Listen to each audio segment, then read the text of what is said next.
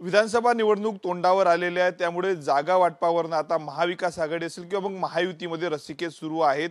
अशातच जर आपण पाहिलं तर शिंदे गटाचे आमदार आहेत संजय गायकवाड यांनी एक वक्तव्य केलं की महायुतीमध्ये शिवसेना शिंदेची शिवसेना 120 जागा लढणार आणि त्यापैकी 100 आमदार निवडून येतील असा दावा त्यांनी केला। आपल्या सोबत याच विषयी बोलण्यासाठी खासदार आहेत डॉक्टर अनिल बोंडे भाजपचे। सर, काय सांगणार, कसं पाहता संजय गायकवाडच्या वक्तव्याकडे? खरं म्हणजे महाराष्ट्रामध्ये पुन्हा महायुतीची सत्ता यावी असं लोकांनी ठरवलेलं आहे आणि महायुतीच्या वरिष्ठ नेत्यांमध्ये अतिशय चांगला समन्वय आहे।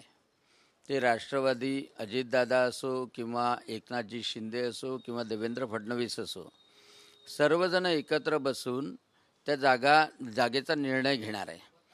ही एक गोष्ट आहे की सगळे पक्ष सोबतीला असलेल्या इतर घटक पक्षांच्या सुद्धा जागा निवडून आणणार आहे आणि म्हणून अपेक्षा ही आहे की जे काही जाहीर होईल ते अजितदादा करतील, ते देवेंद्रजी फडणवीस करतील आणि ते एकनाथजी शिंदे करतील आणि दोन्ही महायुतीचे जे नेते आहेत ते बोलतील ते आपण सत्य मानू। आणि म्हणून माझी अपेक्षा अशी आहे की कोणत्याही नेत्यांनी संभ्रम न पसरवला तर ते जास्त योग्य होईल। ते आमदार संजय गायकवाड असो किंवा कोणी असो, कारण त्यामुळं महायुतीमध्ये मिठाचा खडा पडू नये ही सगळ्यांची अपेक्षा राहणार आहे। काय सल्ला द्याल संजय गायकवाडांना? वारंवार असे वक्तव्य करत आहेत। जर 120 जागा जर शिंदे गट मागत असेल तर मग भाजपने काय करावं, अजित पवारांच्या राष्ट्रवादीने काय करावं? मला असं वाटतं की हा एका आमदाराचा किंवा याचा प्रश्नच नसतो।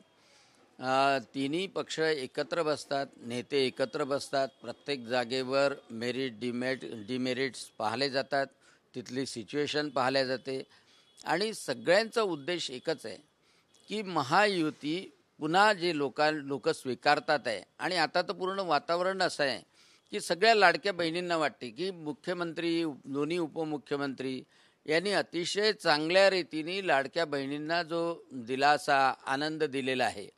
शेतकऱ्यांना मदत सातत्यानं दिल्या जाते आहे, गारपीटची मदत पोचलेली आहे, 5,000 रुपये सोयाबीनचे, कापसाचे पोचलेले आहे आणि आता त्या दिवशी मुख्यमंत्री, उपमुख्यमंत्री लातूरला शेतकऱ्याच्या बांधावर गेले, इकडे वरुडला अजितदादा पवार शेतकऱ्याच्या बांधावर गेले आणि स्वतः सरकार शेतकऱ्यापर्यंत जाऊन त्यांचं दुःख जाणून घेते आहे आणि तातडीनं मदत करते आहे।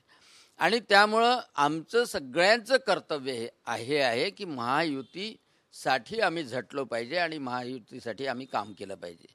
आणि म्हणून मला असं वाटतं की असे वक्तव्य करू नये आणि नाही केले तर उलट जास्त महायुतीला फायदा होईल। नक्कीच अशा पद्धतीचे वक्तव्य महायुतीमधल्या कोणीच करू नये अशी प्रतिक्रिया जी आहे ती खासदार अनिल बोंडे यांनी दिलेली आहे। कॅमेरामन अनिकेत दातोंडेसह मी स्वप्नील उमाप, TV9 मराठी, अमरावती।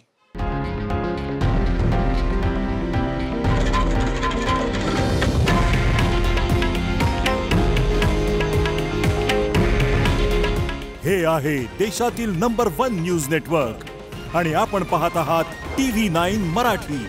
काळजी तुमची, हित महाराष्ट्राचं।